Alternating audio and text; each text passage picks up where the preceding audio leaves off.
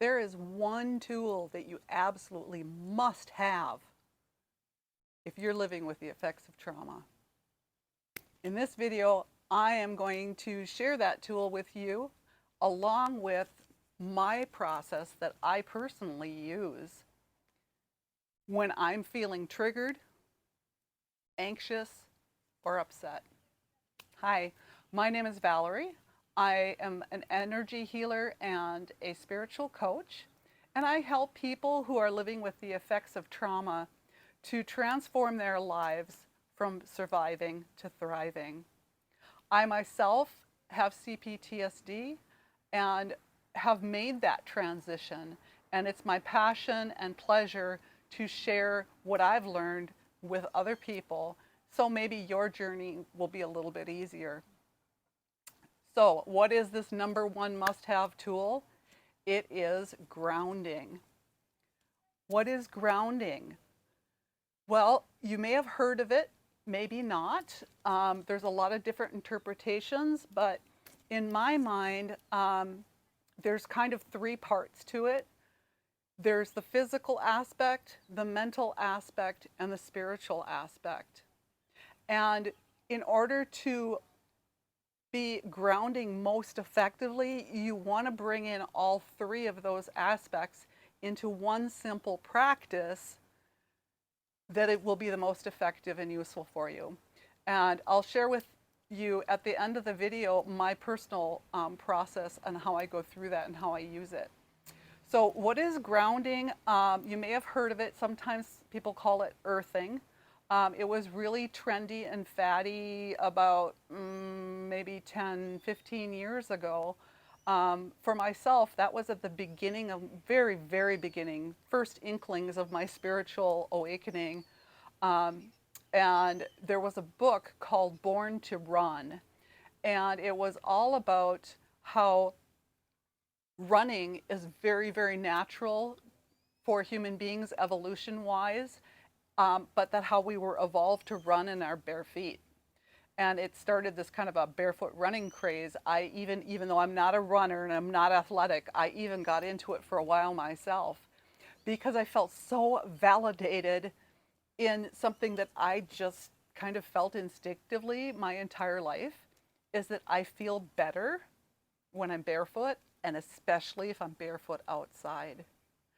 And this is the most simple way of thinking about grounding is like literally, if you can just go outside in your bare feet and put your feet on the ground, you are grounding. That's the physical aspect. There was a lot of research done here in Southern California by a man named Clint Ober. And if you really want to dig into it, you can Google him and look it up. But they did a bunch of scientific research about how physically grounding your body is the same effect. It's like an electrical system. Our bodies are very complex biological electrical systems. Our whole nervous system, our whole body is regulated, run by our nervous system. And just like an electrical appliance, there's that little third plug on the outlet. That little third hole is for grounding. What that does is it dissipates a buildup of electric charge. And this happens to us, and the research shows that if you can routinely dissipate that electric charge through physical grounding, it dramatically decreases inflammation. And inflammation can be linked to be the root cause of many, many, many diseases, only the most obvious of which is like pain and swelling in your muscles or joints due to inflammation. So I had sort of instinctively felt this for a really long time. If you want to do this type of grounding, it's as easy as going outside your bare feet. Just be sure that you're not on asphalt. Concrete or natural tile will work because it's basically made out of earth. But asphalt is actually got compounds in it that act as an insulator. So that's like, you might as well just go outside in tennis shoes. This was actually the thing that Clint Ober was originally, I believe, an electrician, and he noticed, it just kind of clicked with him that like people wearing tennis shoes and people having all these joint problems. So anyways, that's sort of interesting. Um, of course, if you live in a northern climate like I did, I grew up and lived most of my life in northern Minnesota, and 7, 8 months out of the year, you can't go outside barefoot. There are other alternatives. I myself use a grounding mat. You can look it up, Google it, look it up on Amazon. I keep one at work and one at home where by my favorite chair where I sit, and I'm constantly got my bare feet on that grounding mat. And I really noticed a noticeable difference at one point. I was even a little skeptical. A friend talked me into buying one of these, and I was kind of skeptical until there was a point where there was one week I was just not feeling really great. I was feeling kind of tired and run down and achy, and my joints really were achy and feeling even a little kind of fuzzy headed when I noticed that towards the end of the week that at some point that grounding mat had come unplugged. And I went, interesting, plugged it back in, and sure enough, it made the difference. And so now I never am without it. So that's physical grounding. And there's, like I said, lots of different ways you can do it. You can buy grounding sheets for your bed. You can ground using house plants as long as the plant and the soil in the pot is grounded to an outlet. So many different ways to physically ground. There's also what I think of as the mental aspect of grounding, and that has to do with keeping mind and body together. It's very common for people with trauma in their history, especially if it was in childhood, to not feel safe in our bodies and to vacate the bodies mentally.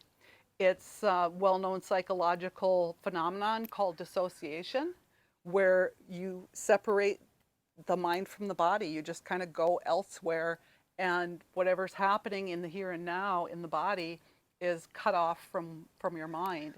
This is why frequently with CPTSD, which is complex PTSD that happens over a long period of time, especially for children, that lots of times the things that happened are not readily accessible to your memory, because if you're dissociated, chances are you're not going to have good memories of those things, although the body remembers. But that's another story. So how do you go about mental grounding is to practice mindfully bringing mind into body and focus on the sensory perception that's happening in your body. One technique is to focus your attention on something far away. So I'm looking at a tree off on the horizon in the distance and paying attention to the details and looking at it and observing it. And then I bring my attention a little bit closer and I'm looking at the lights over there on the edge of the patio. And then I bring my attention even closer and I pay attention to my immediate surroundings. Physical tactile sensation is also very good. This is, if you're familiar with the weighted blanket, this is one of the ways that a weighted blanket works, is that you have the physical sensation of it pressing on your body. Or if you have something soft or squishy or nubbly that you can rub between your hands, you can use ice cubes even. So anything that's going to help you to bring mind into body, not just going through those motions, but literally focusing your attention on that sensation. And then the third aspect that I want to bring into this is the spiritual or energetic aspect. And this is bringing body, mind, and spirit all together, the most effective way to ground is to use all three aspects in one practice. And for spiritual grounding, you want to connect your energy and connect your spirit to the spirit of the earth. If you want to think of it as Gaia, Mother Earth, Earth Mother, Pachamama, and you can do this through meditation and visualization. So I'm going to walk you through right now my process that I use bringing body, mind, and spirit together in grounding. And I find this really, really helpful and useful anytime I'm feeling anxious, overwhelmed. If you get triggered, this is a really good practice to bring you back into the present moment and know that you are safe.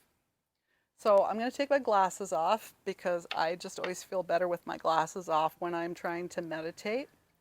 And I am physically grounding right now. I'm sitting outside. My bare feet are on the ground. And I'm going to start to bring in the mental aspect. I'm just kind of wiggling my toes a little bit and really feeling the grass. It's kind of crunchy and scratchy under my feet, and I can feel the dirt between the blades of grass.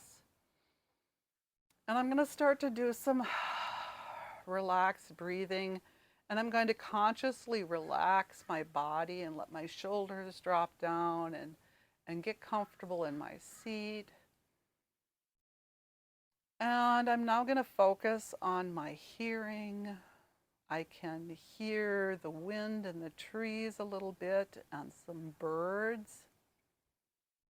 And I hear children playing in a park in the distance. A little bit of traffic. And I could feel that breeze on my skin too, and it feels very nice because it's hot here today and there's a nice cool breeze. And on that breeze, I can smell something is blossoming. I think jacaranda's blossoming. There's maybe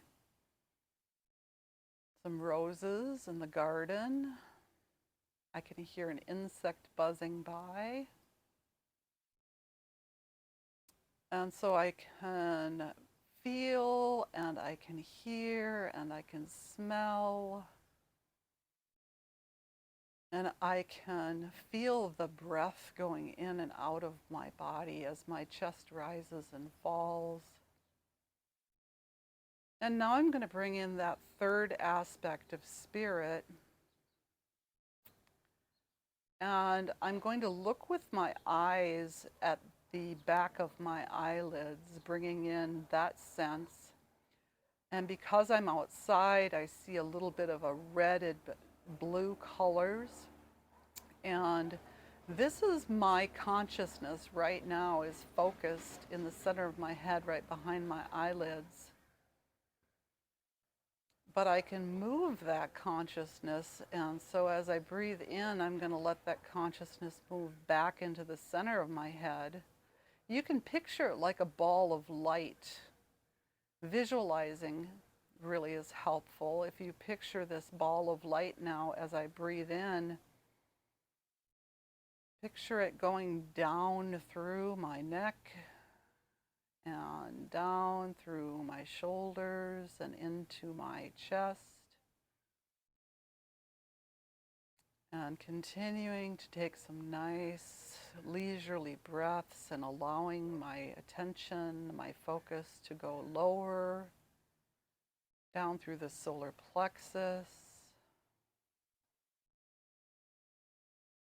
into the belly, down into the hips,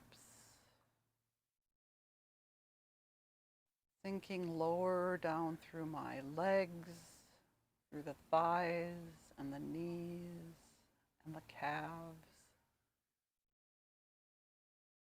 down through the ankles and into the feet. And as you practice this, which I have been doing for many years, I can feel the chakras in the soles of my feet opening up. And from this point, I'm going to bring in further visualization, and I'm going to visualize roots like big, thick, healthy tree roots growing down out of my feet and into the ground. And with each breath, they grow deeper and longer and stronger. You can add a color to that, a nice vibrant earthy color, maybe red or orange or golden. And picture these roots growing down through the soil and through the rocks, down through all the layers of the earth, down to the bedrock, and then even deeper through the rock to the mantle. And I feel the body heat of Mother Earth down in the mantle. And as these roots grow deeper and deeper and stronger, they eventually reach all the way down to the very heart of the planet, the core of Mother Earth. And I can feel them click into place, almost like going into a plug going into an outlet. They click in place. And I just allow myself to be held there and know that I am nurtured by Mother Earth. And now I'm going to take a nice long deep breath and blow it out.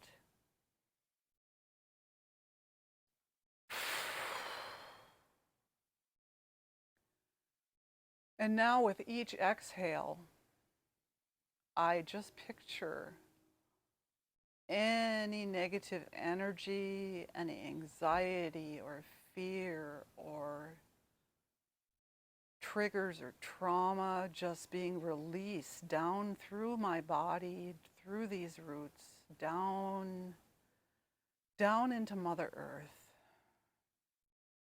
And I know that I am safe. I am safe and protected by the energy of Mother Earth. I feel her strength and her stability, and I drink it up through these roots. I am nourished and encouraged and held strong through this connection with Earth Mother.